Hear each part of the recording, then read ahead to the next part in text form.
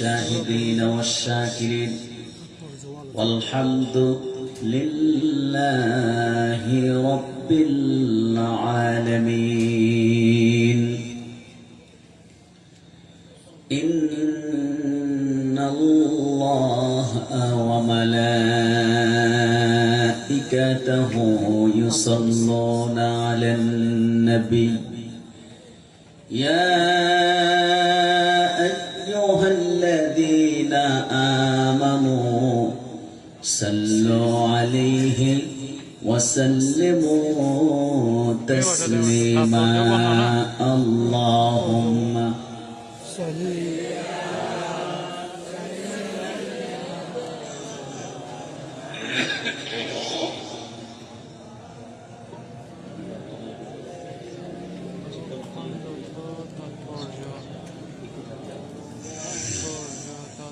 محبت جوره جوره پڑھون اللهم صل على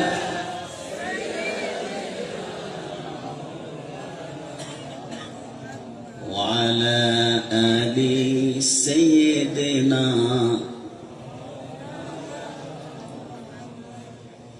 وكلهم من رسول الله ملتمس غرفا من البحر أو رشفا من الديم. اللهم صل على سيدنا وعلى آل سيدنا.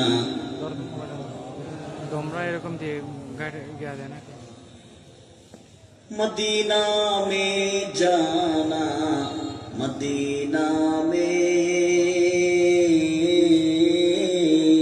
मरना यही है मेरे दिल की तमन्ना.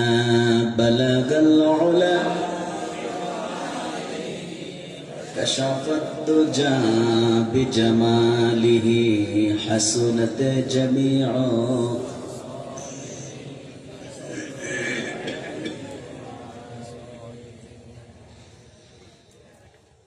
पाँच दिन ব্যাপী 38তম পবিত্র ঈদ মিলাদুন নবী ও সিরাতুন নবী সাল্লাল্লাহু আলাইহি সাল্লাম মাহফিলের আজকের সমাপনী অধিবেশনের সম্মানিত সদরে জলসা হযরতুল আল্লাহ আলহাজ মাওলানা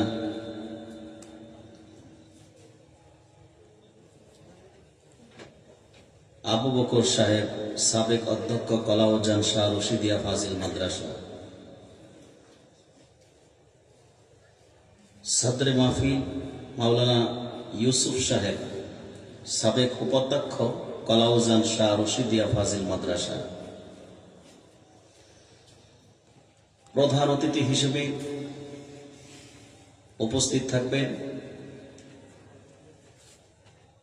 দক্ষিণ চট্টগ্রামের জনপ্রিয় নেতা ইসলামী আন্দোলনের রাহবার আলহাজ জনাব শাহজাহান চৌধুরী বারাকাল্লাহু ফি উমরি, সাবেক এমপি চট্টগ্রাম 15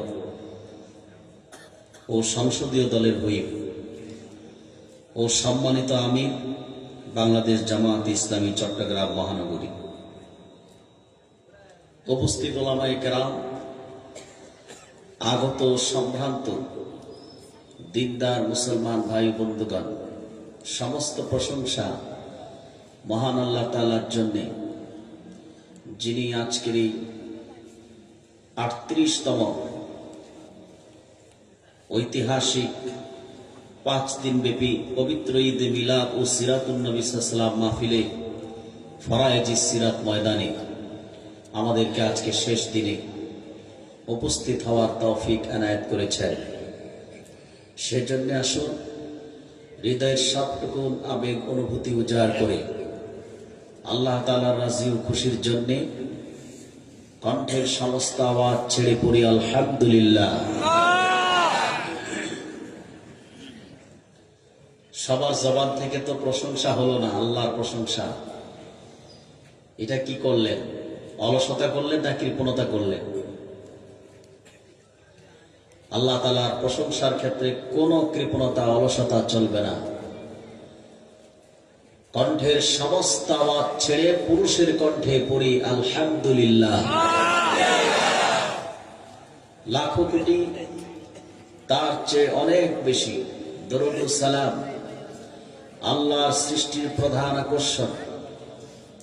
সমস্ত নবী ও রাসূলগণের মাথার তাজ, শামসুল হিদায়াত, বদরুদ্দুজা, আখিরি নবী, সকল নবী ও রাসূলগণের ইমাম হযরত মুহাম্মদ মুস্তাফা সাল্লাল্লাহু আলাইহি ওয়াসাল্লামের উপর আল্লাহ পাক যাকে আজ থেকে ১০০০ বছর আগে সর্বশ্রেষ্ঠ ও সর্বশেষ নবী ও রাসূল হিসেবে প্রেরণ করেছেন, যার পরে আজ পর্যন্ত পৃথিবীতে অবশ্যই কোন প্রকার নবী কিংবা রাসূল আসে নাই, অবশ্যই এখনো নাই, অবশ্যই কিয়ামত পর্যন্ত আসবে। সম্মানিত সুধী, কোরআনুল কারীম সূরাতুল বুরুজ থেকে প্রথম ৮টি আয়াতে কারিমা আপনাদের সামনে তেলাওয়াত করেছি। যেহেতু দেশ একটি ক্লান্তিকাল মুহূর্ত পার করছে, আমাদের সকলের অবশ্যই চোখের দৃষ্টি খোলা আছে, ঠিক না? সেই লক্ষ্যে এই ক্লান্তিকাল মুহূর্ত পার করে এবং বিদেশি শত্রুদের সমস্ত হুমকি এবং চক্রান্ত থেকে বিপদকালীন মুহূর্ত পেরিয়ে দেশের ভবিষ্যৎ উজ্জ্বল এবং এই জাতির ভবিষ্যৎ উজ্জ্বল করার লক্ষ্যে আমাদের কিছু কর্মসূচি রয়েছে। সেই আলোকে কিছু কথা বলার জন্যেই আমি সূরাতুল বুরুজ থেকে প্রথম ৮টি আয়াতে কারিমা তেলাওয়াত করেছি। এই ৮টি আয়াতকে সামনে রেখে নির্ভরযোগ্য মুফাসসির ও মুহাদ্দিসগণের দৃষ্টিকোণ থেকে আমরা আমাদের ইহকালীন কল্যাণ, পরকালীন নাজাতের উদ্দেশ্যে কিছু কথা জানা ও শোনার চেষ্টা করব। আল্লাহ তাআলা তৌফিক এনায়েত করুন। ভূমিকায় কোনো কথা না বলে আমি সরাসরি আলোচ্য বিষয়ে প্রবেশ করতে চাই। যেহেতু রাত হচ্ছে, আমার পর আরো একজন জনপ্রিয় আলেম দ্বীন, ইসলামিক স্কলার জনাব আহমদ আলী হেলালি সাহেব, আহমদুল্লাহ হেলালি সাহেব রয়েছেন, ঠিক না? সম্মানিত সুধী, কোরআন কারীম সূরাতুল বুরুজে আল্লাহ সুবহানাহু ওয়া তাআলা সূরাটির শুরুতে ধারাবাহিকভাবে শপথ করেছেন। ৩টি আয়াতে শপথ করেছেন। কয়টি আয়াতে? ৩টি আয়াতে। চলুন আমরা আলোচনায় প্রবেশ করি। বলুন আমার সঙ্গে যারা পারেন, আউযু বিল্লাহি মিনাশ শাইতানির রাজীম, বিসমিল্লাহির রাহমানির রাহিম, ওয়াস সামাই যাতিল বুরুজ ওয়াল ইয়াউমিল মাওউদ ওয়া শাহিদিন ওয়া মাশহুদ। আল্লাহ তাআলা বলেন, ওয়াস সামাই যাতিল বুরুজ, শপথ গ্রহ নক্ষত্র বিশিষ্ট আকাশের। সুবহানাল্লাহ নাই? ওয়াল ইয়াউমিল মাওউদ, শপথ প্রতিশ্রুত দিবসের। ওয়া শাহিদি ওয়া মাশহুদ, শপথ সাক্ষ্যদাতা ও উপস্থিতগণের। ধারাবাহিকভাবে ৩টি আয়াতেই আল্লাহ তাআলা শপথ করলেন। কয়টি আয়াতে? ৩টি আয়াতে। আল্লাহ একবার শপথ করা এটাই তো অনেক গুরুত্বপূর্ণ, ঠিক কি না? আর এখানে 3টি আয়াতেই শপথ করেছেন। 3টি আয়াতে শপথ করার পর আল্লাহ তাআলা বলেন কুতিলা আসহাবুল উখদুদ, ধ্বংস হয়েছে জমিনে গর্ত খননকারীরা, অর্থাৎ ধ্বংস হয়েছে গর্তওয়ালারা। আন্নারি যাতিল ওয়াকুদ, যে গর্ত অগ্নি শিখায় পরিপূর্ণ ছিল। ইদহুম আলাইহা কুউদ, যখন তারা গর্তের কিনারায় বসেছিল। ওয়াহুম আলা মা ইয়াফআলুন করেছেন। কয়বার? জোরে বলেন। 4 বার।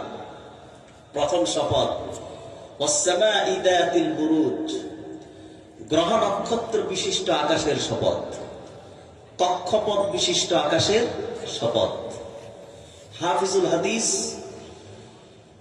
জগৎ বিখ্যাত মুহাদ্দিস মুফাসসির ইমাম জালালউদ্দিন সুয়ুতী রাহমাতুল্লাহ এই আয়াতের তরজমাতে লিখেছেন ওয়াসসামাই যাতিল বুরুজ লিল কাওয়াকিবি 12 বুরজান, আকাশের নক্ষত্র রাজির জন্য রয়েছে 12টি কক্ষপথ। কয়টি?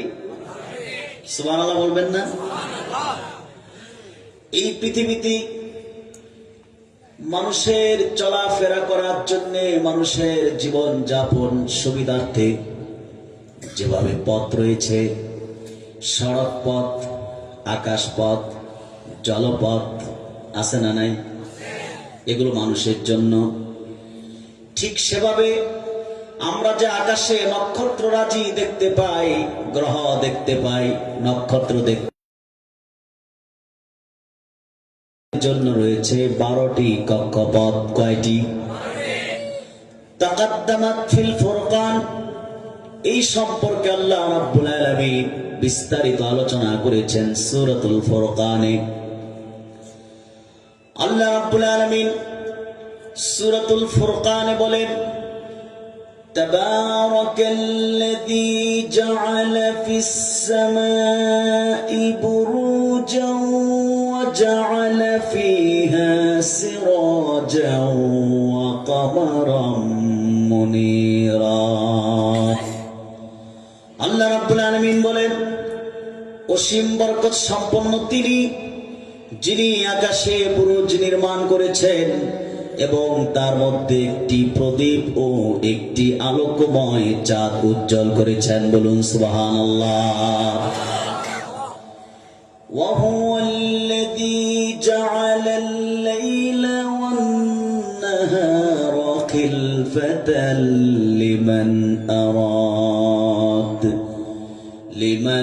আরাদা আন ইয়াযাক্কারা আও আরাদা শুকুরা।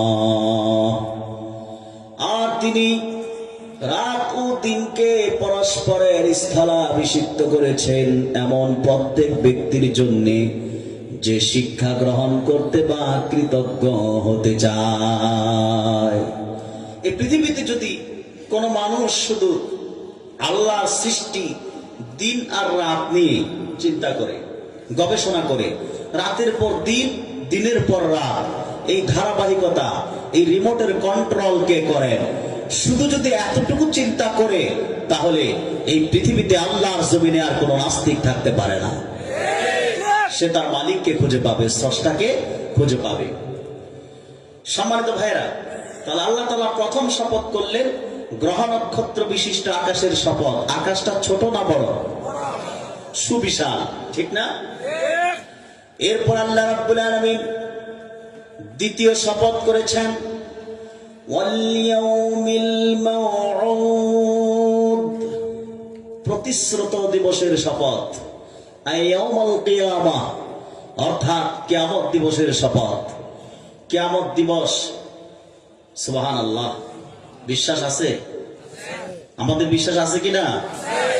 একদিন এই পৃথিবীর সৌন্দর্য সব শেষ হয়ে যাবে, চূর্ণ বিচূর্ণ হয়ে যাবে পৃথিবী, ঠিক কিনা? কিয়ামত দিবস কেমন বিভীষিকাময় হবে। হাদিসের কিতাব এসেছে আল্লাহর হুকুমে হযরত ইসরাফিল আলাইহিস সালাম তিনি সিংহা নিয়ে অপেক্ষা করছেন। আল্লাহ যখন নির্দেশ করবেন তিনি সিংহায় ফুৎকার করবেন। ইসরাফিল যখন সিংহায় ফুৎকার করবেন, প্রথম ফুৎকারে সারা পৃথিবীতে প্রকম্পন শুরু হয়ে যাবে। তিনি যখন দ্বিতীয় ফুৎকার করবেন, সারা পৃথিবীর বিশাল সুবিশাল পাহাড় পর্বত হিমালয়গুলো ভেঙ্গে টুকরা টুকরা হয়ে তুলা আর তুলার ন্যায় উঠতে থাকবে। সেদিন এই যে জমিন, এই জমিন তার ভার ছেড়ে দিবে। জমিন তার ভার ছেড়ে দিবে, এই পৃথিবী তার ভার বহন ছেড়ে দিবে। আল্লাহ রাব্বুল আলামিন কিয়ামতের বিভীষিকাময়ের বিস্তারিত আলোচনা করতে যে 30তম পারায় সূরা জিলজাল নাজিল করেছেন। ইদা যুলজিলাতিল আরদু জিলজালাহা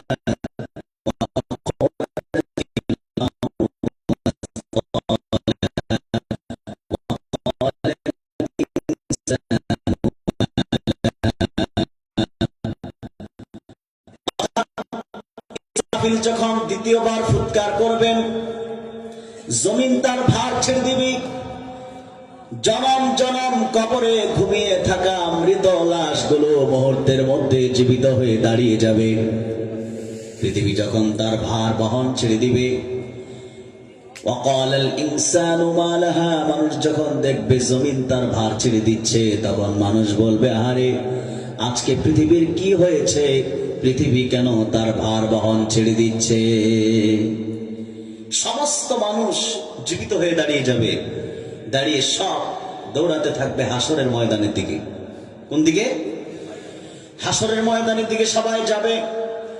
সেই দিন কিয়ামত দিবস এতটাই ভয়াবহ হবে এবং মানুষ এতটাই চিন্তায় পেরেশানির মধ্যে থাকবে, সমস্ত মানুষ এতটাই চিন্তিত থাকবে, কেউ কোনো আপনজনকে পরিচয় দিবে না। ঠিক কিনা? মা তার সন্তানের পরিচয় দিবে না, সন্তান তার মায়ের পরিচয় দিবে না, জীবন সঙ্গিনী স্ত্রীর পরিচয় স্বামী দিবে না, চিনবে না, পরিচয় দিতে চাইবে না। নিজের চিন্তায় নিজেই পেরেশান থাকবে। সমস্ত মানুষ হাসরের ময়দানে চলে যাবে। সেদিন চূড়ান্ত প্রতিশ্রুত দিবস, অর্থাৎ সেদিন চূড়ান্ত ফলাফল আসবে। আল্লাহর পক্ষ থেকে হিসাব নিকাশের পর কারো আমলনামা চলে আসবে ডান হাতে, সে জান্নাতে চলে যাবে। আবার কারো আমলনামা চলে আসবে বাম হাতে, জাহান্নামের বাসিন্দা হয়ে যাবে। তাহলে কিয়ামত দিবস অত্যন্ত ভয়াবহ বিভীষিকাময় দিবস। আল্লাহ পাক সূরাতুল বুরুজে দ্বিতীয় যে শপথ করলেন, কিয়ামত দিবসের শপথ। বলুন সুবহানাল্লাহ। এরপর আল্লাহ তাআলা বলেন ওয়াশাহিদি ওয়া মাশহুদ।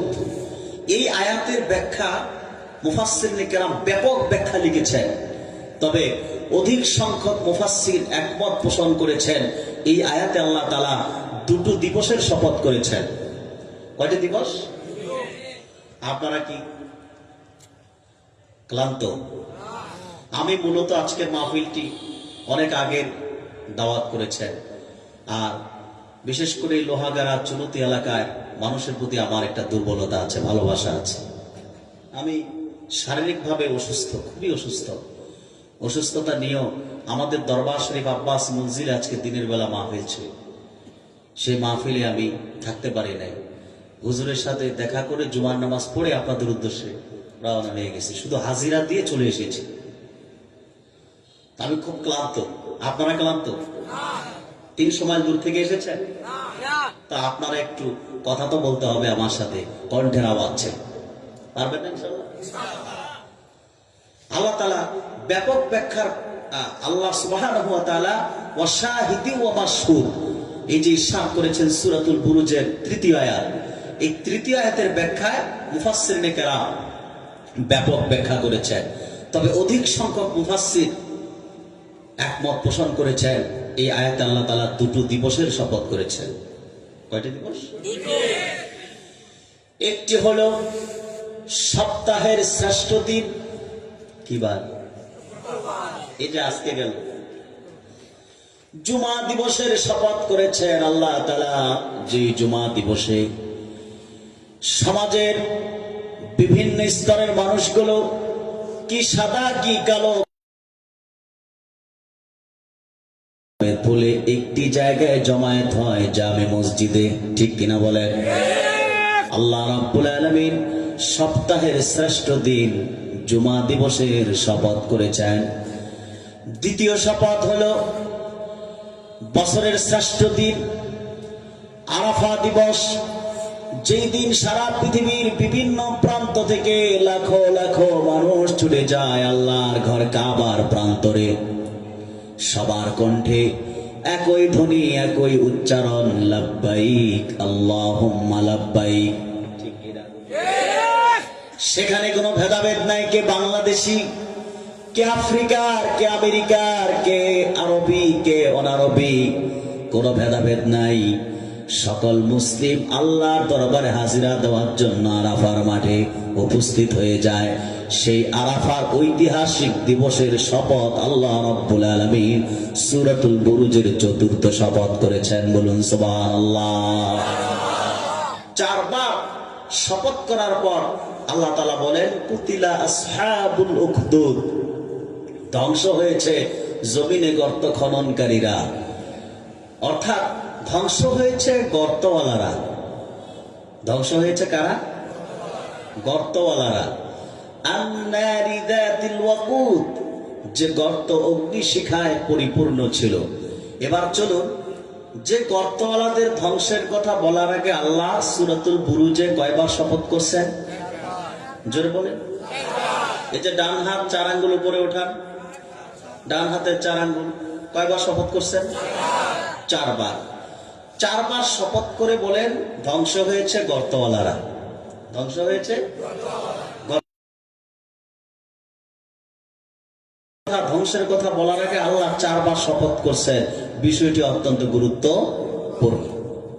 চলুন আমরা জেনে আসি সেই গর্তওয়ালা কারা, নির্ভরযোগ্য তাফসীর ও হাদিসের কিতাবের রেফারেন্স থেকে।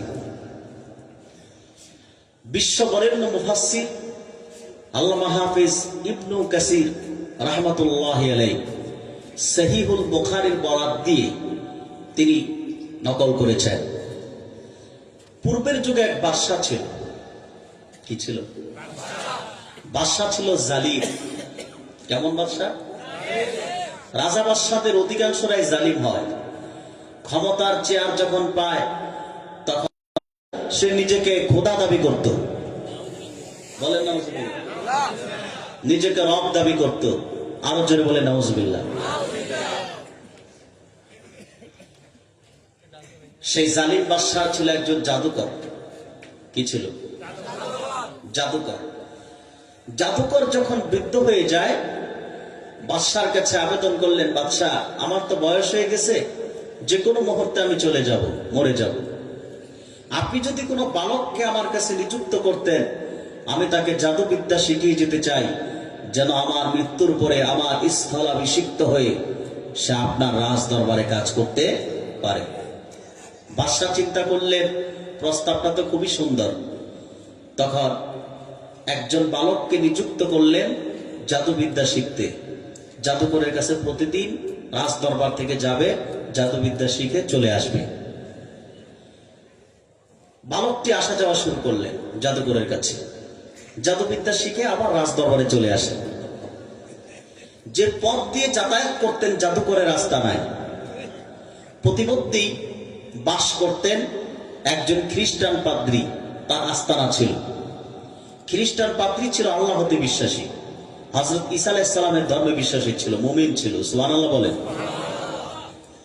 খ্রিস্টান পাদ্রী বালকটি প্রতিদিন জাদুকরের কাছে আসা যাওয়ার পথে মাঝে মধ্যে খ্রিস্টান পাদ্রীর আস্তানায় বসতেন। পাদ্রী তাকে দাওয়াত দিতে থাকলেন, বালক তুমি যেই বাদশার দাসত্ব করো, গোলামি করো, এটা তো আসল বাদশা না, এটা তো আসল রব না, এটা তো আসল খোদা না, এই হলো খোদা নামের বেহুদা। আসল রব হলেন আল্লাহ।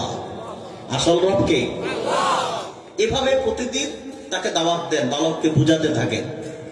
একদিন বালক পাদ্রীর দাওয়াত গ্রহণ করে নিলেন, আল্লাহ সুবহানাহু ওয়া তাআলার প্রতি বিশ্বাস স্থাপন করলেন, বালকটি মুমিন হয়ে গেল। বলুন সুবহানাল্লাহ। বালক যখন আল্লাহর প্রতি ঈমান আনলেন, এবার বালকের মনে প্রশ্ন জাগল, জাদুকর বলে তার দাওয়াত সত্য, পাদ্রীও বলে তার দাওয়াত সত্য, জাদুকর বলে তার রব সত্য, পাদ্রীও বলে তার রব সত্য, আসলে কে আছেন সত্যের উপর, আমি বুঝবো কেমন করে? ইমাম ইবনে কাসির নকল করেছেন, বালকটি প্রতিদিন যাতায়াত করতে লাগলেন। জাদুকরের রাস্তা নাই, ঈমান আনার পরেও জাদুবিদ্যা শিখতে যাচ্ছেন। বালকটি জাদুকরের আস্তানার দিকে কিছু পথ অতিক্রম করার পর দেখলেন শত শত মানুষ দাঁড়িয়ে আছেন। মানুষের চলাচলের পথ অবরোধ করে রেখেছেন একটি ভয়ঙ্কর জন্তু। ঐতিহাসিকদের কেউ বলেছেন ভয়ঙ্কর জন্তুটি ছিল বাঘ, কেউ বলেছেন সিংহ, তবে অধিক সংখ্যকের মতে ভয়ঙ্কর জন্তুটি ছিল সিংহ। কি ছিল? সিংহ বা ভয়ঙ্কর প্রাণী, যেটাই বলে। মানুষের যাতায়াতের পথে দাঁড়ায় আছে। আপনি কলাউজান থেকে যাবেন লোহাগাড়া, আপনাদের রাস্তা দেখলাম খুব ছোট চিকন, আর মনে হয় এই রাস্তায় 1971-এর পরে আর কোনো হাত পড়ে নাই, কাজ হয় নাই, ঠিক না? মনে হয়েছে মাঝে মধ্যে দেখলাম এতটাই ভাঙ্গা রাস্তাঘাট, তখন আমার মনে হলো প্রাইভেট গাড়ি না এনে ঘোড়ায় চড়ে আসলে সবচেয়ে ভালো হতো। সম্মানিত ভাইরা, কাজ কেমন করে হবে? সব তো চুরি করে বিদেশে পাচার করে দিয়েছে। আর আপনাদের যে সংসদ সদস্য ছিল সাবেক, ওইটা তো ছিল বড় চোখ, মুনাফিক সর্দার ছিল, লেবাসধারী ছিল, ঠিক না? সম্মানিত সুধী, এখন কট খেয়ে মামুর বাড়িতে আছে, দেখা যাক কি হয়। বলছিলাম ভয়ঙ্কর একটি জন্তু পথে দাঁড়ায় আছে, মানুষ তো রাস্তা পারাপার করতে পারতেছে না। আপনি যদি দেখেন কলাউজান থেকে যাবেন লোহাগাড়ায়, পথে দাঁড়ায় আছে এক বাঘ বা সিংহ, আপনি কি সামনে যাবেন না পিছনে দৌড়াবেন? আর যার হাড় দুর্বল তিনি যে কি করবেন আল্লাহ ভালো জানেন। ভয়ঙ্কর জন্তু দেখে মানুষ রাস্তা পারাপার করতে পারছে না, এটি একটি সমস্যা কিনা বলেন? বালকটি যখন দেখলো মানুষ যাতায়াত করতে পারছে না, বালক সিদ্ধান্ত নিল আজকে আমার পরীক্ষা করার সময়, আজকে প্রমাণ হবে কার দাওয়া সত্য। সুবহানাল্লাহ বলবেন না? হাফিজ ইবনে কাসির নকল করেছেন, ইমানদার বালকটি একটি পাথরের টুকরা হাতে নিলেন আর বললেন, আল্লাহ আহাব্বু ইলাইকা মিন আমরি সাহির ফাকতুল হাদিহি দাব্বা হাত্তা ইয়ামদিয়ান নাস। বালক বললেন, হে আল্লাহ, যদি জাদুকরের দাওয়াতের চাইতে পাদ্রীর দাওয়াত তোমার কাছে সত্য আসল মনে হয়, আমার পাথরের টুকরার আঘাতে এই ভয়ঙ্কর জন্তুটিকে মেরে ফেলো, মানুষের চলাচলের পথ খুলে দাও। এই কথা বলে ছোট্ট পাথরের টুকরা দিয়ে আঘাত করলেন। পাথর নিক্ষেপের সাথে সাথেই ভয়ঙ্কর জন্তু সিংহটি মারা গেল। হাজার হাজার মানুষ অবাক হয়ে গেল। আমরা এতগুলো মানুষ দীর্ঘ সময় দাঁড়িয়েছিলাম, ভয়ঙ্কর প্রাণীটিকে মারার সাহস হলো না, কিন্তু এই বালকটি তার কোন মালিকের কাছে যেন প্রার্থনা করলো, ছোট্ট পাথরের টুকরা দ্বারা মেরে ফেললো। এই বালকের এই অলৌকিক ঘটনা সারা দেশে বালকের সুনাম ছড়ায় গেল। বলুন সুবহানাল্লাহ। সারা দেশে সুনাম ছড়িয়ে গেছে। এই বালকের মাধ্যমে শুধু এই ঘটনা না, আরো কিছু অলৌকিক ঘটনা ঘটতে লাগলো। যেমন বালকের কাছে কোনো কুষ্ঠরোগী আসলে বালক দোয়া করলে সুস্থ হয়ে যেত। বালকের কাছে কোনো অন্ধ ব্যক্তি আসলে বালক দোয়া করলেই চোখের আলো ফিরে পেত। সুবহানাল্লাহ বলতে কষ্ট হয়। এভাবে যখন অলৌকিক ঘটনা ঘটতে থাকে, সারা দেশব্যাপী তার সুনাম ছড়িয়ে যায়। এবার বালককে যে আল্লাহর পথে দাওয়াত দিয়েছেন তিনি কে? পাদ্রী। এ তো ওয়াজ বলে গেলে চলবে না। ইমানের দাওয়াত দিয়েছেন কে? পাদ্রী। পাদ্রীর কানে খবর গেল যে বালকের মাধ্যমে এরকম অলৌকিক ঘটনা ঘটতেছে। ওস্তাদ তো বুঝে গেছে ছাত্র যাচ্ছে কোন পথে। তখন পাদ্রী বালককে নিজের কাছে আহ্বান করলেন। বালকটি যখন পাদ্রীর কাছে গেলেন, পাদ্রী ডাক দিয়ে বললেন, ইয়া বুনাইয়া আনতা আফদালু মিন্নি ওয়া ইন্নাকা সাতুবতালি ফা ইন ইবতালাইতা ফালা তাদুল্লু আলাইয়া। হে সন্তান, আমি দেখতে পাচ্ছি সম্মান ও মর্যাদার দিক থেকে তুমি উচ্চ স্তরে সমাসীন হতে যাচ্ছ। সারা দেশে তোমার সুনাম ছড়িয়ে গেছে।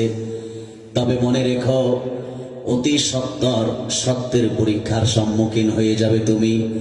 যদি তুমি পরীক্ষার সম্মুখীন হয়ে যাও, আমি যে তোমাকে ঈমানের দাওয়াত দিয়েছি আমার কথা কাউকে বলে দিও না। দেখা গেল যে জালেম বাদশাহ ছিল, বাদশার রাজ দরবারের এক উজির মন্ত্রী ছিল দুই চোখে অন্ধ। মন্ত্রী ছিল কি?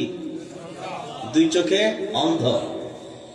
সেই মন্ত্রী যখন শুনল অমুক জায়গায় একজন বালক আছে, তার কাছে গেলেই চোখের আলো ফিরে পাওয়া যায়, মন্ত্রী সাহেবের তার হুঁশ নাই। হাতিয়া তোফা উপঢৌকনা দিয়ে নিয়া বালকের কাছে হাজির।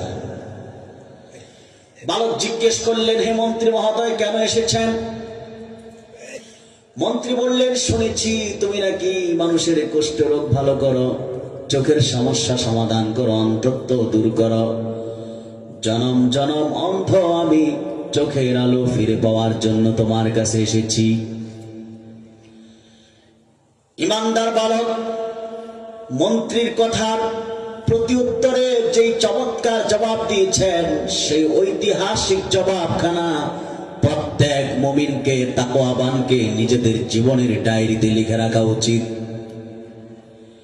ইমানদার সেই বালক কি জবাব দিয়েছে শুনুন।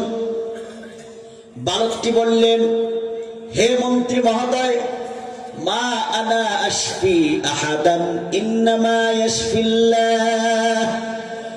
আমি কাউকে ভালো করি না, আমি কাউকে সুস্থ করি না, কাউকে ভালো করতে পারিও না। যিনি ভালো করেন, সুস্থ করেন, তিনি হলেন আমার আল্লাহ। আর আমরা কিছু করতে পারলে আমি করেছি, ঠিক কিনা বলি না? কি অহংকার করি আমরা, কিছু করতে পারলে আমি করেছি।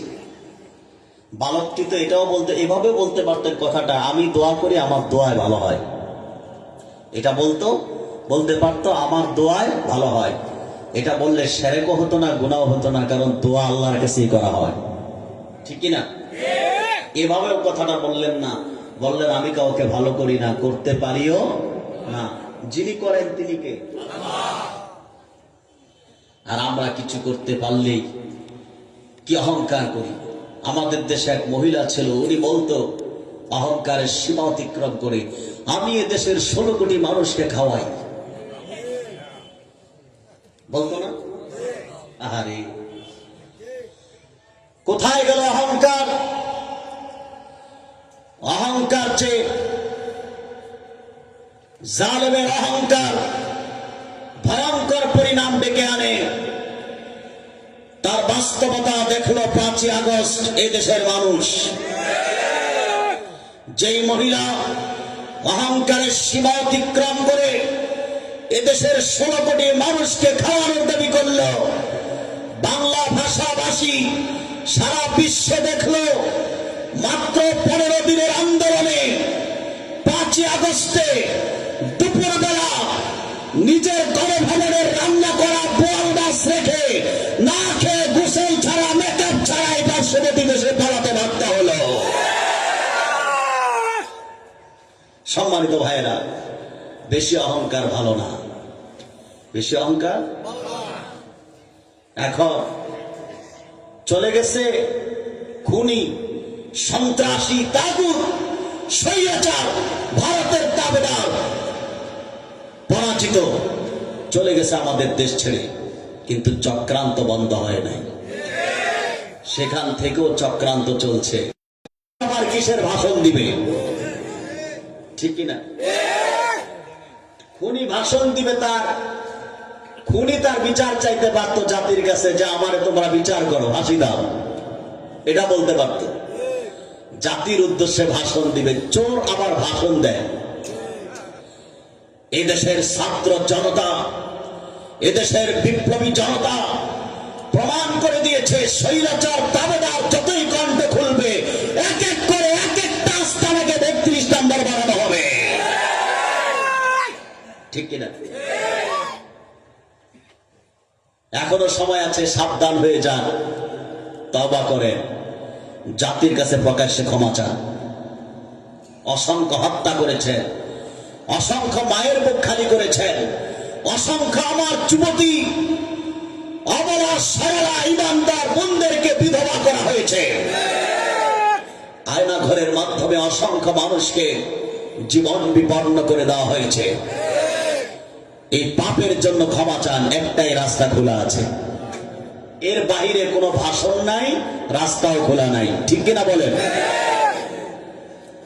আমার সম্মানিত ভাইরা, বলছিলাম, বালকটি বললেন, মন্ত্রী মহোদয়, আমি কাউকে ভালো করি না, সুস্থ করি না, যিনি ভালো করেন তিনি কে? আল্লাহ। এবার বালকটি মন্ত্রীকে বললেন, উজির, আপনি ভালো হবেন, আপনিও সুস্থ হবেন, তবে একটি শর্ত আছে। কি আছে শর্ত? মন্ত্রী চিন্তা করলো, 2 চোখ নাই, শর্ত একটা কেন, 10টা মানতে সমস্যা কি আমার? ঠিক না?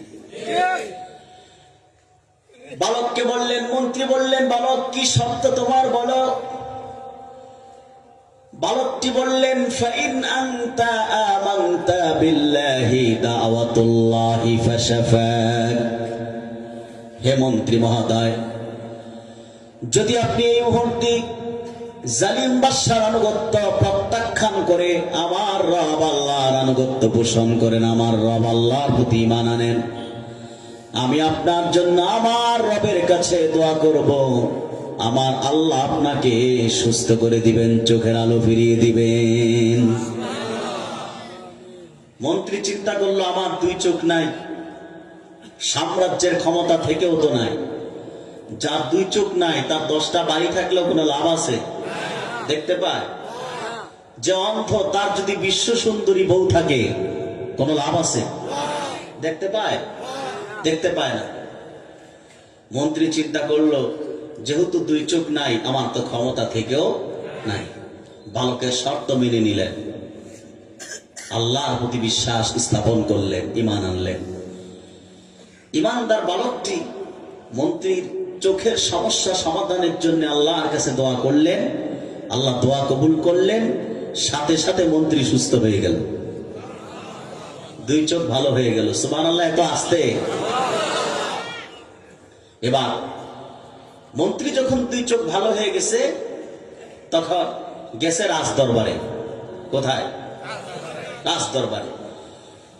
বাদশা যখন দেখছে মন্ত্রী 2 চোখ অন্ধ ছিল, এখন সুস্থ, বাদশা তো অবাক চিত্তে তাকায় আছে। মন্ত্রী, তুমি তো অন্ধ ছিলা, চোখের আলো কোথায় ফিরে পেলা? কে তোমার চোখের আলো ফিরিয়ে দিয়েছে? রাজ দরবারে মন্ত্রী বললেন, বাদশা, আমার রব আমার চোখের আলো ফিরিয়ে দিয়েছেন। বাদশার আগে অগ্নিশর্মা হয়ে জিজ্ঞেস করলো, মন্ত্রী রে, আমি ছাড়াও কে তোমার অন্য কোন রব আছে নাকি? যদি অন্য কেউ রব হয়, তাহলে আমি কে?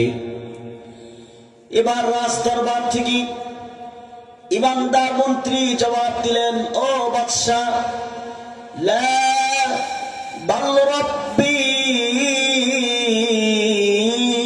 ওয়া রাব্বুকাল্লাহ। ও বাদশাহ, না না না না, আপনি আমার রব নন, আপনি আমার মালিক নন, বরং আমারও আপনার রব হলেন আল্লাহ। আমাদের রব কে? এত ছোট আওয়াজে নয়, বড় আওয়াজে বলুন, আমাদের রব কে? ইন্নাল্লাহু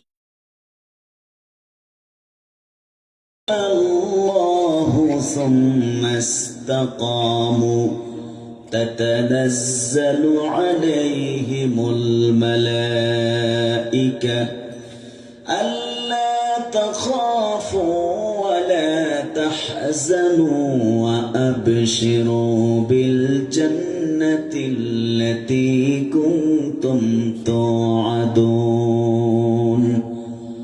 আমাদের রবকে বলুন। এই ঘোষণায় আমরা কি মৃত্যু পর্যন্ত অটল থাকতে পারবো? যদি আমরা মৃত্যু পর্যন্ত আল্লাহ আমাদের রব এই কথায় অটল অবিচল থেকে যাই, তাহলে আল্লাহ কোরআন কারীম সূরা হামিম সাজদায় প্রতিশ্রুতি দিয়েছেন। আল্লাহ রাব্বুল আলামিন বলেন, নিশ্চয়ই যারা আন্তরিকতার সাথে বলবে আমাদের রব আল্লাহ, সুম্মা ইসতাকামু, আর তারা তাদের কথায় অটল থাকবে, অবিচল থাকবে, তাতানাজ্জালু আলাইহিমুল মালাইকা আই মিনাল মাউত, তাদের যখন মৃত্যুর সময় ঘনিয়ে যাবে, আকাশ থেকে তাদের সাহায্য করার জন্য ফেরেশতা নাজিল হয়ে যাবে। ফেরেশতা এসে বলবে, আল্লাহ তাখাফু আই ইনদাল মাউতি ওয়া মা বাদাহু, রে আল্লাহর বান্দা, তোমার আজ কোনো ভয় নাই, ভয় করো না, অর্থাৎ মৃত্যু ও তার পরবর্তী সময়ের ব্যাপারে ভয় করো না। ওয়ালা তাহজানু, তোমার কোনো চিন্তা নাই, চিন্তা করিও না। আলা মা খাল্লাফতুম মিন আহলিন ওয়া ওয়ালাদিন ফানাহনু নাখলুফুকুম ফীহি, তোমার রেখে যাওয়া সন্তান সন্ততি, স্ত্রী, পরিবার পরিজন, তাদের জন্য তোমার চিন্তার কোনো প্রয়োজন নাই।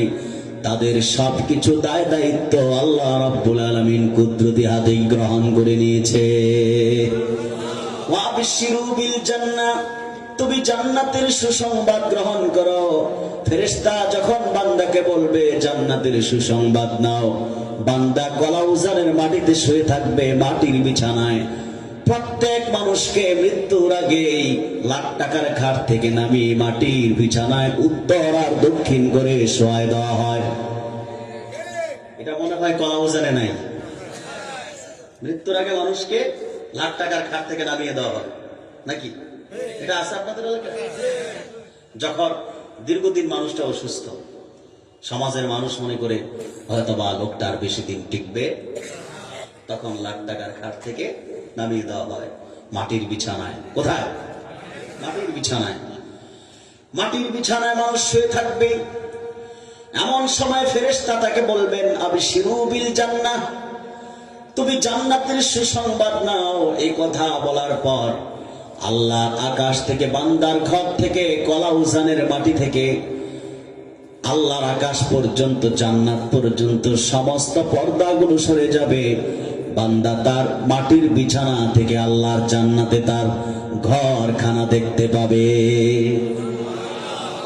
শুধু এতটুকুই নয় ভাই, আজকে আমরা সহজেই ইমান বিক্রি করে দেই। ইমানের মূল্য বুঝি না। ইমানের মূল্য না বোঝার কারণে আমরা সামান্য জেল জুলুমকে ভয় করে ইমানদার থেকে মুনাফিকের খাতায় নাম লিখাই। ইমানের মূল্যায়ন বুঝি না আমরা। ইমান কত দামি জিনিস, যে ব্যক্তি ইমান আনে এই পৃথিবীর কোন সাম্রাজ্যের শক্তিকে সে ভয় করতে পারে না, কারণ তার হৃদয়ে, তার কলবে একমাত্র আল্লাহর ভয় থাকে। ঠিক কিনা? মানুষ যখন আল্লাহকে রব বলে বিশ্বাস করে, স্রষ্টাই তার সব, স্রষ্টাই তার সব। ফেরেশতা জান্নাত দেখাবেন বান্দাকে। শুধু জান্নাত দেখায় চলে যাবেন না। আমাদের তো নির্বাচনের আগে আমাদের অনেক নেতারা প্রতিশ্রুতি দেয়, এটা করব সেটা করব, স্বর্ণ দিয়া রূপা দিয়া রাস্তা করে দিব, কিন্তু আর কি খুঁজে পাওয়া যায়?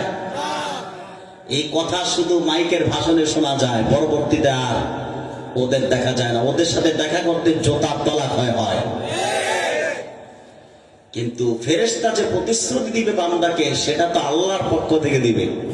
তার পক্ষ থেকে সেটা ভঙ্গ হবে না, বরং ফেরেশতার দায়িত্ব নিয়ে বান্দাকে আল্লাহর বেহেশতে প্রবেশ করাবে। পরের আয়াত সাক্ষী দেয়, আল্লাহ রাব্বুল আলামিন বলেন, নাহনু আউলিয়াউকুম ফিল হায়াতিদ দুনিয়া ওয়া ফিল আখিরাতি ওয়া লাকুম ফিহা মা তাশতাহি আনফুসুকুম ওয়া লা তা'উন। ফেরেশতা বলবেন, নাহনু আউলিয়াউকুম ফিল হায়াতিদ দুনিয়া, হে আল্লাহর বান্দা, এই পৃথিবীতে আমরা তোমাদের বন্ধু। আয় হাফিজনাকুম ফিহা, এই দুনিয়ায় আমরা তোমাকে হেফাজত করব। সুবহানাল্লাহ বলবেন না? অফিল আখিরা, আখিরাতেও তোমাদের বন্ধু হয়ে থাকব। কতক্ষণ? মুফাসসির হাফিজুল হাদিস জালালউদ্দিন সুয়ুতী লেখেন, আয় নাকুনু মাআকুম ফিহা হাত্তা তাদখুলুল জান্নাহ, আল্লাহ যতক্ষণ তোমাকে আল্লাহর বেহেশতে প্রবেশ না করান, ততক্ষণ আমরা তোমার সাথে আছি বন্ধু হিসেবে, খাদেম হয়ে। সুবহানাল্লাহ। তাহলে আমরা কি সেই বান্দা হতে চাই? আমাদের রব কে? জোরে বলেন। যদি আগুন আসে, রবের স্বীকৃতি ছেড়ে দিবেন? জেল আসলে ছেড়ে দিবেন? ফাঁসির রশি আসলে ছেড়ে দিবেন? যত বড় শাস্তি আসুক, নিপীড়ন নির্যাতনার অগ্নি পরীক্ষা আসুক, মুমিন তার রব আল্লাহকে ছাড়তে পারে না। পৃথিবী ছেড়ে দিতে পারে, জীবন দিতে পারে মুমিন, কিন্তু তার ঈমান দিতে পারে না। সেই শিক্ষাটাই আজকে আমরা সূরাতুল বুরুজ থেকে নিব ইনশাআল্লাহ। সম্মানিত ভাইরা, মন্ত্রী বললেন, বাদশাহ আপনি আমার রব নন, বরং আমারও আপনার রব হলেন আল্লাহ। আমার আপনার রব আল্লাহ। বাদশার তো মাথা নষ্ট হয়ে গেছে। রাজদরবারের মন্ত্রী যদি আল্লাহকে বিশ্বাস করে ফেলে, আর কি রাজদরবার টিকবে? কথা বলে না। বাদশা রাজদরবারে ঘোষণা করলেন, মন্ত্রীকে গ্রেফতার করো। কি করো? গ্রেফতার হয়ে গেল মন্ত্রী। শুরু হয়ে গেল নির্যাতন মন্ত্রী সাহেবের উপর। কিন্তু দরবার থেকে তোমাকে নিযুক্ত করা হয়েছে জাদুবিদ্যা শিখতে, কিন্তু তুমি তা না করে আমার রাজ দরবারে আগুন ধরাবার রাস্তায় চলে গেছো। ঠিক কিনা? এবার জিজ্ঞেস করা হলো, তুমি কেমন করে আকাশ ও জমিনের মালিক আল্লাহকে চিনলা? এই পথ, ইমানের পথ তোমাকে কে দেখিয়েছে? বালক বলে দিলেন, উস্তাদের কথা। কার কথা? পাদ্রীর কথা। নির্দেশ হয়ে গেল, গ্রেফতার করো পাদ্রীকে। গ্রেফতার বাণিজ্য শুরু হয়ে গেল। গ্রেফতার হয়ে গেল পাদ্রী। জালেম বাদশা রাজ দরবারে মন্ত্রী এবং পাদ্রীকে দুইজনকে প্রকাশ্যে জীবন্ত করাত দিয়ে জবাই করে হত্যা করলো। তাদের অপরাধ, তারা আল্লাহকে বিশ্বাস করেছে। এছাড়া কোনো অপরাধ আছে? ভালো করে খেয়াল করবে। জীবন্ত করাত দিয়ে জবাই করে হত্যা করল। শুনেছি আমাদের দেশের এক মহিলাও জেলখানায় গিয়ে এক জবাই করে হত্যা করেছে। এখন তার ফাঁসি দেখার জন্য বাংলাদেশের মানুষ অপেক্ষা করতেছে। অন্তর্বর্তী সরকারের কাছে এই জাতির প্রাণের দাবি, খনি ফেসিবাদ তার প্রবল দেশে রয়েছে, তাকে যেভাবেই হোক দেশে ফিরিয়ে আনুন এবং শত শত ছাত্র চত্বরে মাদ্রাসার ছাত্রদের প্রতিশোধ গ্রহণ করুন। অসংখ্য ইসলামী আন্দোলনের নেতাদের ফাঁসির রশিদে ঝুলিয়েছে, এই হত্যার বিচার করতেই হবে। আল্লামা সাঈদী সহ জননন্দিত আলেমে দ্বীনকে, আলেমদেরকে গ্রেফতার করে নির্যাতন করে জেলখানায় ইনজেকশন প্রয়োগ করে হত্যা করেছে। সেই হত্যার বিচার চাই, আমরা বিচার করতে হবে। সেজন্য খুনিকে বাংলাদেশে ফিরিয়ে আনতে হবে। সম্মানিত ভাইয়েরা, অপরাধ শুধু একটাই, মন্ত্রী এবং পাদ্রী তারা আল্লাহকে বিশ্বাস করেছে। এছাড়া অন্য কোন অপরাধ আছে? আর বাকি আছে কয়জন? কে? বালক। বাদশাহ জিজ্ঞেস করলেন, বালক তুমি তো দেখলা তোমার ওস্তাদ এবং শাগরেদের অবস্থা কি হয়েছে, তুমি কি সেই পথে যাবে না ফিরে আসবে? ইমানদার বালক জবাব দিলেন, বাদশাহ বিবেকের দরজাটা যতদিন বন্ধ ছিল ততদিন আপনার দাসত্ব করেছি, কিন্তু আমার চোখের সামনের পর্দার আবরণ সরে গেছে, বিবেকের দরজা খুলে গেছে, আমি আমার আসল স্রষ্টা রবকে খুঁজে পেয়েছি।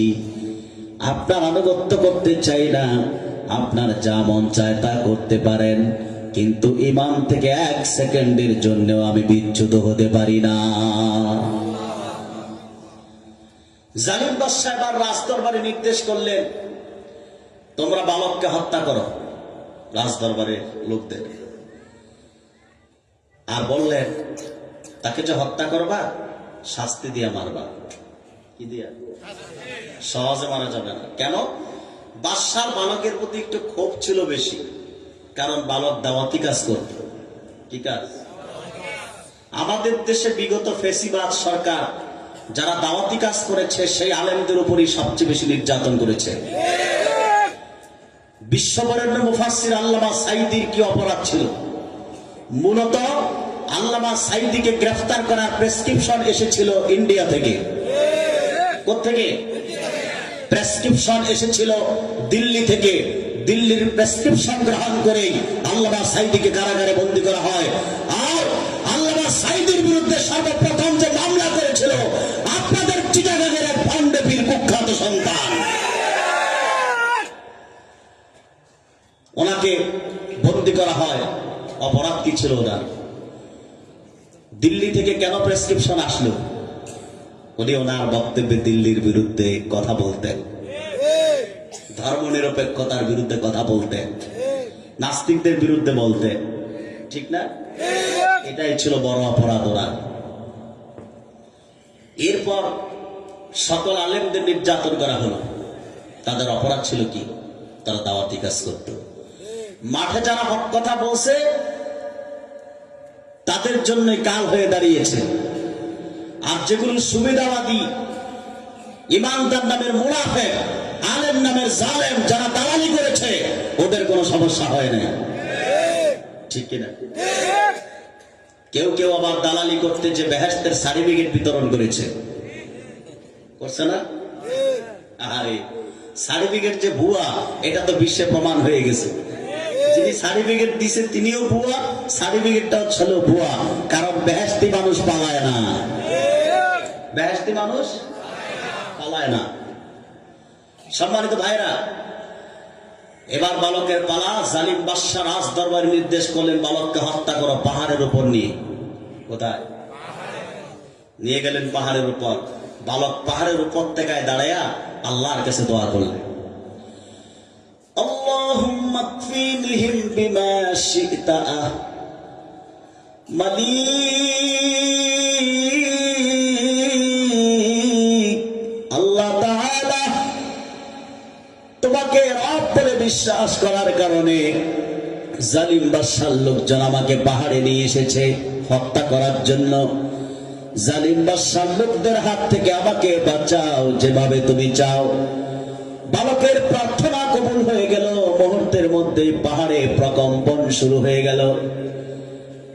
বাদশার সমস্ত লোকগুলো মারা গেল। ইমানদার বালক পাহাড় থেকে হেঁটে হেঁটে রাজ দরবারে বাদশার সামনে চলে আসলো। রাখে আল্লাহ।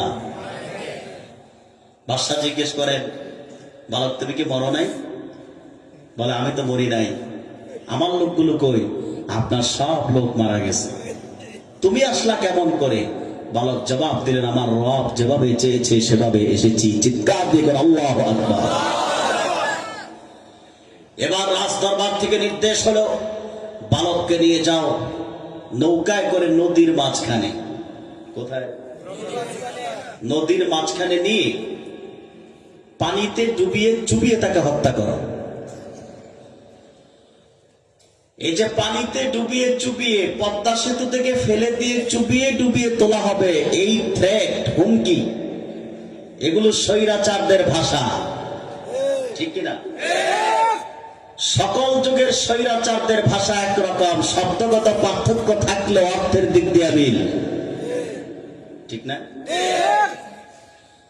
নিয়ে গেলেন নদীতে, নৌকায় করে নদীর মাঝখানে। বালক আবার আল্লাহর কাছে ফরিয়াদ করলেন।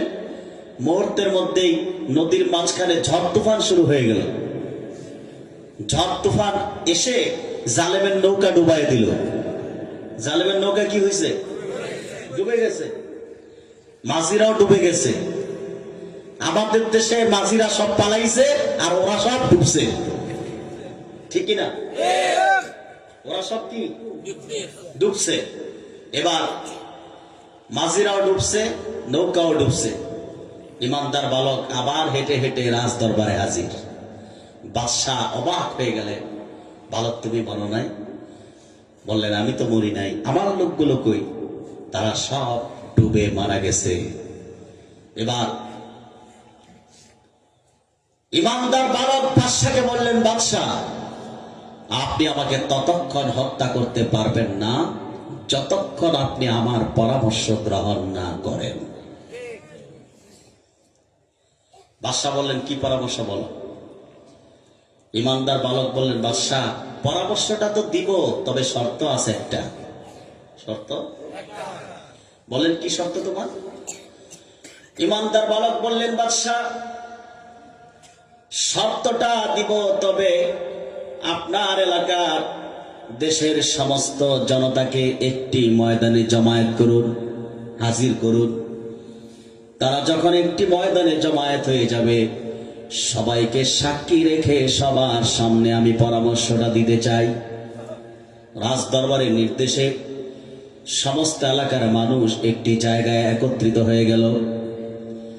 ইমানদার বালক এবার জালিম বাদশার হাতে একটি বিষাক্ত তীর তুলে দিলেন আর বললেন, বাদশাহ পাহাড়ে নিয়েছেন, নদীতে নিয়েছেন, কিন্তু হত্যা করতে পারেন না। আপনার সব লোক মারা গেছে। এখন আপনি আমাকে হত্যা করতে পারবেন, তবে আমার শিখানো ভাষায় চেষ্টা করতে হবে আপনাকে। বালক শিখিয়ে দিলেন।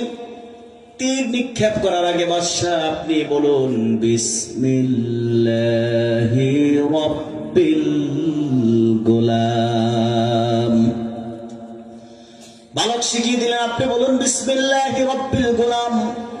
বালকের মালিক আল্লাহর নামে কথা বলে আপনি তীর দিয়ে চেষ্টা করুন, আশা করা যায় আপনি আপনার চেষ্টায় সফল হয়ে যাবেন। জালিম বাদশাহ তীর হাতে নিলেন। ইমানদার বালককে গাছের সঙ্গে রশি দ্বারা বেঁধে নিলেন। তীর হাতে নিয়ে বিসমিল্লাহির রাব্বিল গোলাম বলে তীর যখন ছুড়ল, বিষাক্ত তীর নির্ভুল নিশানায় এসে বালকের সিনায় বিদ্ধ হয়ে গেল। বালকের সারা দেহ রক্তে রঞ্জিত হয়ে গেল। ইমানদার বালকটি শাহাদাত বরণ করল। মাঠ ভরা মানুষ। বালকের মৃত্যু তাদের বিবেকের দরজাকে খুলে দিলেন, চোখের সামনের পর্দাটা সরায় দিলেন। হাজার হাজার মানুষ দাঁড়ায় আছে। বালকের মৃত্যু দেখে তারা বুঝতে পারল এই বালককে হত্যা করার জন্য বিশ্বাস করি, রব হিসেবে বিশ্বাস করি, এটা তো আসল রব না, এটা তো আসল খোদা। খোদা নামের বেহুদা। বালকের মালিক যিনি, তিনি হলেন জীবন ও মৌতের মালিক আল্লাহ। সমস্ত জনতা বালকের মৃত্যু দেখে সমস্বরে বলে উঠল, আমান্না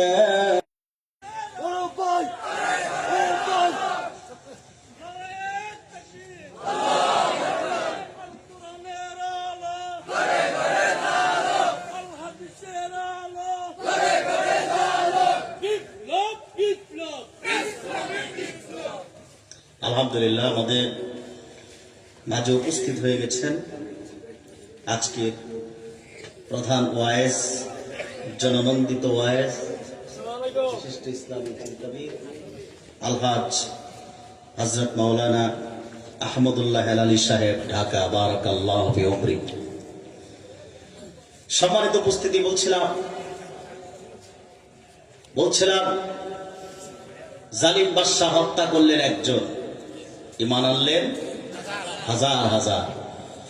যারা সত্যিকার অর্থে দাঈ ইলাল্লাহ, আল্লাহর জন্য জীবনকে নির্ধারণ করে তারা জীবন বাঁচানো ফরজ এই আমলই শুধু করে না, বরং হাজার হাজার মানুষকে তাওহীদের পথ দেখাতে যে, হেদায়েতের পথে পরিচালিত করতে যে প্রয়োজনে নিজের জীবন উৎসর্গ করা ফরজ, সেই আমলও করে।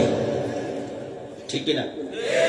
জীবন রক্ষা করা ফরজ, এই আমলই শুধু করে না, জীবন দেওয়াও ফরজ, এই আমলও করেন। বালক তো তাই করলেন। বালক সিদ্ধান্ত নিলেন, বাদশাহ আমাকে মারবা, তবে আমার রক্ত তোমাকে গদিতে থাকতে দিবে না। আমার রক্ত তোমার গদি বিষাক্ত আগুনের দাবানল হয়ে জ্বালিয়ে দিবে। বালককে হত্যা করার সাথে সাথে সমস্ত মানুষ সমস্যারে বলে উঠল, আমান্না বিরব্বি হাযাল গোলাম, আমরা সকলে বালকের মালিক আল্লাহর উপর ঈমান আনলাম। বাদশার মাথার নেগেটিভ পজিটিভ সব তার এখন এক হয়ে গেছে। এবার বাদশাহ সবাইকে বললেন ঈমান ছাড়ো, তারা বললেন না, ঈমান ছাড়া যাবে না। তখন বাদশাহ নির্দেশ করলেন, রাস্তার মোড়ে মোড়ে কোনায় কোনায় গর্ত করো। কি করো? আর সেই গর্তে আগুন জ্বালিয়ে দাও। জালিম বাদশার নির্দেশে গর্ত করা হলো, আগুন জ্বালিয়ে দেওয়া হলো। সেই আগুনে সমস্ত ঈমানদারদেরকে পুড়িয়ে হত্যা করা হলো। সমস্ত লোক যখন পুড়ে ছাই হয়ে গেল, একজন মাত্র মহিলা বাকি আছে। মহিলার বুকে কোলে একটি শিশু সন্তান ছিল। মা চিন্তা করলেন, আমার কলিজার টুকরা নিষ্পাপ শিশু সন্তানটা কোলে নিয়ে কেমন করে আমি মা হয়ে আগুনে ঝাঁপ দেই। সন্তানের কথা ভেবে আগুনে ঝাঁপ দিতে ইতস্ত বোধ করতে লাগলেন। মায়ের দেরি হওয়াতে যে সন্তান এর আগে কোনোদিন কথা বলে নাই, সেই সন্তানের জবান খুলে গেল। শিশুটি মায়ের কোল থেকে ডাক দিয়ে বললেন, ইসবিরি ইয়া আম্মা ফাইন্নাকি আলাল হক।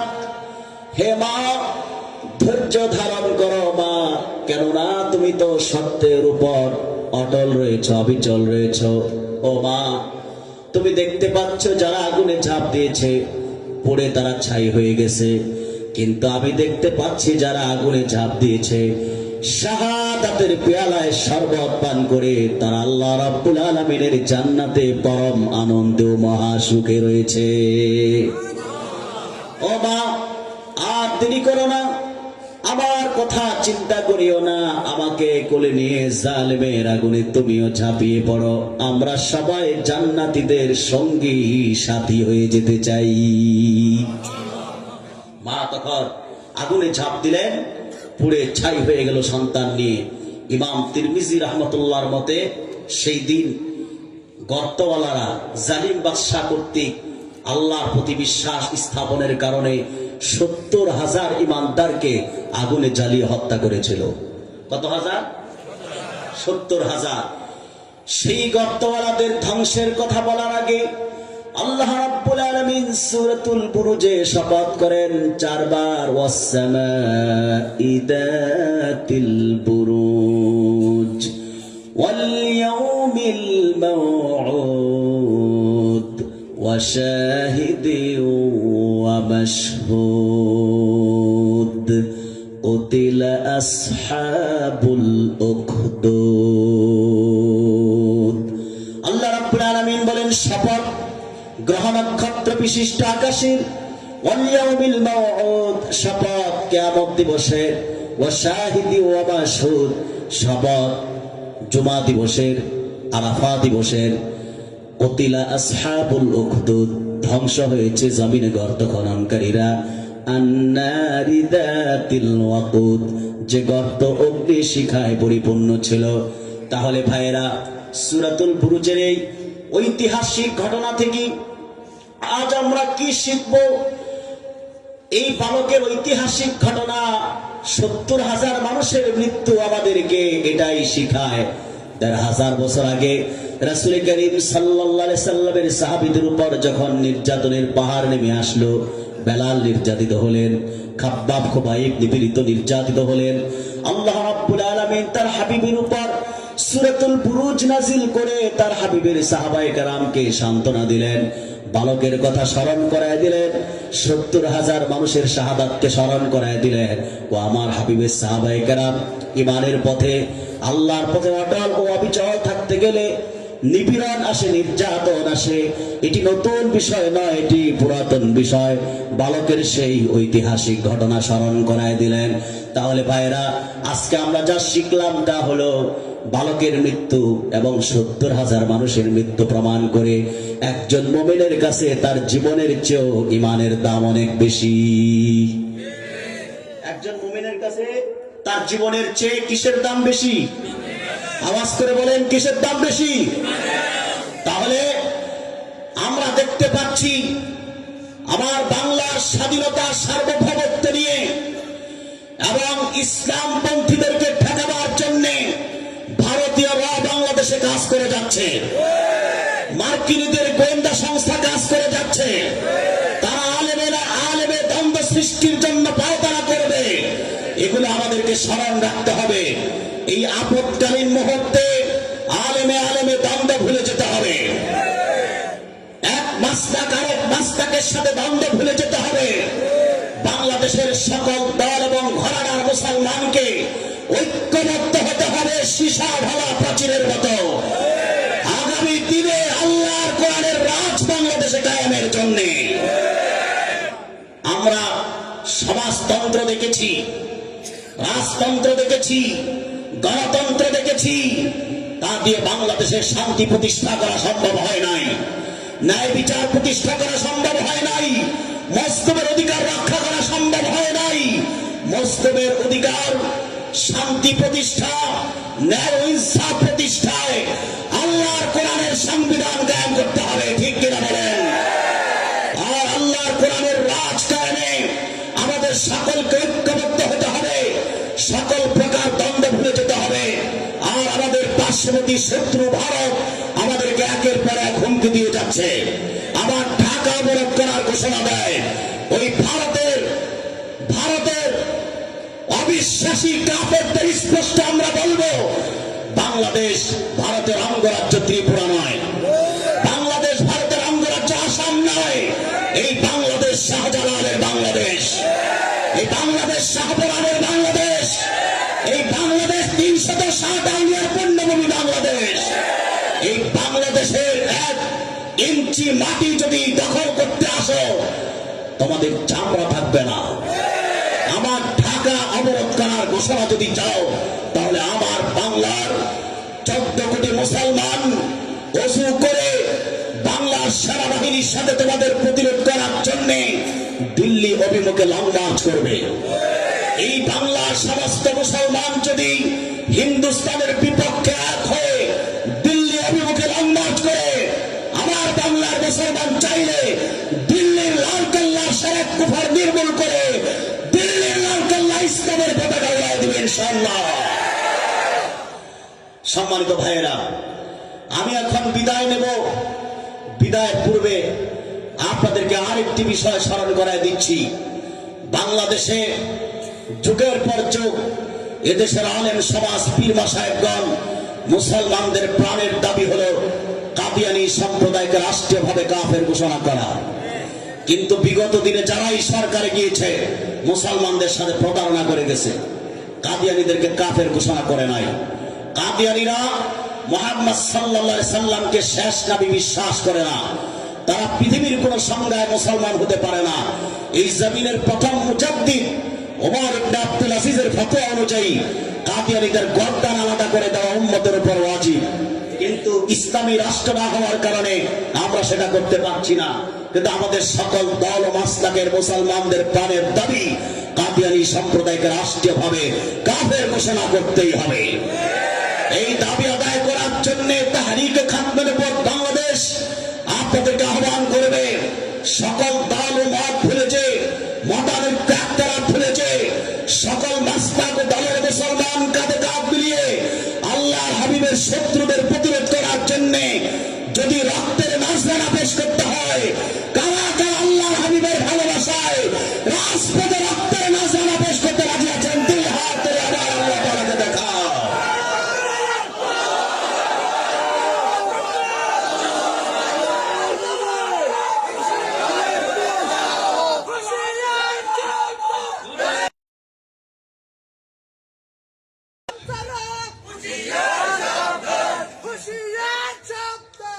আমার প্রিয় ভাইয়েরা, কাদিয়ানীদের চারটি জিনিস সবচেয়ে বেশি পাওয়া যায়। প্রাণ, প্রাণ কোম্পানির যা কিছু সব কাদিয়ানীদের। সিজান কোম্পানির জুস কাদিয়ানীদের। প্রথম আলো নামের প্রথম অন্ধকার পত্রিকা কাদিয়ানীদের। RFL টিউবওয়েল পাইপ প্লাস্টিক গুলো কাদিয়ানীদের। এগুলো ধরবেন না, বেচবেন না, কিনবেন না। এগুলো ধরা, বেচা, কেনা কোন মুমিনের জন্যই নৈতিক দায়িত্বে পড়ে না, উচিত হয় না। এগুলো ধরবেন না, বেচবেন না, কিনবেন না। রাজি আছেন? আমার জন্য দোয়া করবেন। আমি দোয়া চেয়ে আজকের মতো এখানেই আমার বক্তব্য সমাপ্ত করছি। ওয়া আখিরু দাওয়ানা আনিল হামদুলিল্লাহ ওয়াসসালামু আলাইকুম ওয়া রাহমাতুল্লাহ। আলহামদুলিল্লাহ, আলহামদুলিল্লাহ। এই পর্যায়ে আমাদের মাঝে সমাপনী আলোচনা রাখবেন তৌহিদি জনতা হৃদয়ের স্পন্দন, ইসলামিক আলোচনার আলোড়ন সৃষ্টিকারী আলোচক, সত্যের সোলজার হযরতুল আল্লামা হাফেজ মাওলানা আহমদুল্লাহ হেলালি সাহেব ঢাকা। সম্মানিত আলোচক যে বিষয়ের উপর সারগর্ভ আলোচনা পেশ করবেন সেটি হচ্ছে শান্তির সমাজ প্রতিষ্ঠায় মোহাম্মদ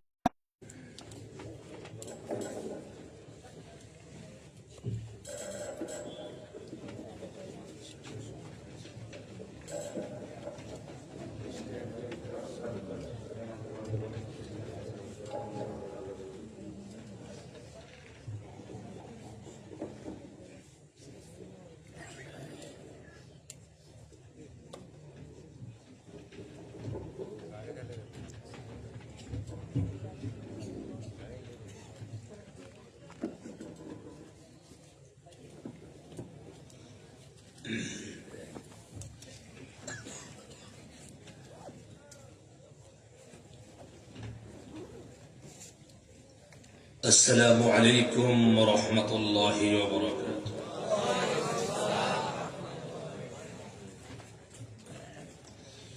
الحمد لله نحمده ونستعينه ونستغفره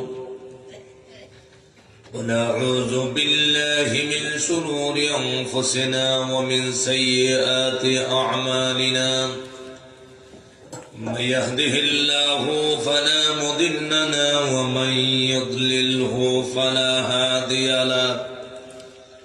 ونشهد أن لا إله إلا الله وحده لا شريك له